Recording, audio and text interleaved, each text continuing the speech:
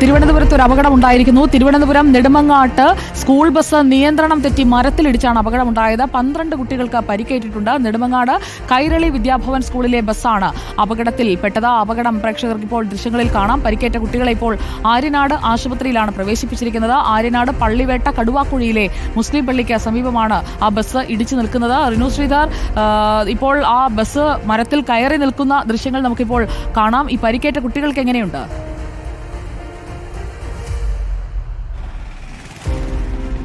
സുജയ, ഇന്ന് വൈകുന്നേരം 4 മണിയോട് കൂടിയാണ് സ്കൂൾ വിട്ട ശേഷം കുട്ടികളെ വീട്ടിലേക്ക് കൊണ്ടുപോവുകയായിരുന്നു കൈരളി വിദ്യാഭവനിലെ സ്കൂൾ വാഹനം.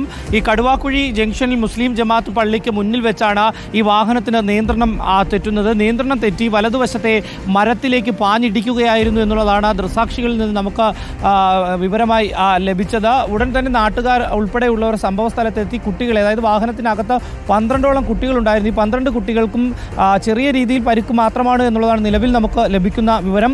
ഉടൻ തന്നെ പോലീസും അതുപോലെ തന്നെ നാട്ടുകാരും ചേർന്നുകൊണ്ട് ഈ കുട്ടികളെ തൊട്ടടുത്തുള്ള ആര്യനാട് ഗവൺമെൻറ് ആശുപത്രിയിലേക്ക് മാറ്റിയിട്ടുണ്ട് എന്നുള്ളതാണ്. കുട്ടികൾക്ക് സാരമായിട്ടുള്ള, അതായത് ഗുരുതരമായിട്ടുള്ള പരിക്കൊന്നും നിലവിലില്ല എന്നുള്ളതാണ്. ഇവർക്ക് പ്രാഥമിക ശുശ്രൂഷ നൽകിയിട്ടുണ്ട് എന്നുള്ളൊരു വിവരവും ലഭിക്കുന്നുണ്ട്. ഈ വാഹനത്തിൻ്റെ നിയന്ത്രണം തെറ്റാനുള്ള സാഹചര്യം എന്താണ് എന്നുള്ളത് ഇപ്പോൾ MVD ഉൾപ്പെടെയുള്ളവർ സംഭവ സ്ഥലത്തെത്തി പരിശോധന നടത്തുന്നുണ്ട്.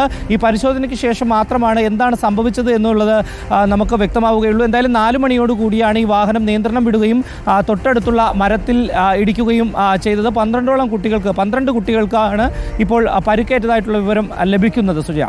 ഓക്കെ, റിനു ശ്രീധറാണ് വിവരങ്ങൾ നൽകിയത്. നിയന്ത്രണം വിട്ട ബസ്, സ്കൂൾ ബസ് മരത്തിലിടിച്ചാണ് ഈ അപകടം ഉണ്ടായത്. നമ്മൾ അപകടത്തെക്കുറിച്ചും മരണത്തെക്കുറിച്ചും ഒക്കെ ഇങ്ങനെ പറഞ്ഞുകൊണ്ടിരിക്കുകയാണ്. അതിനിടയിൽ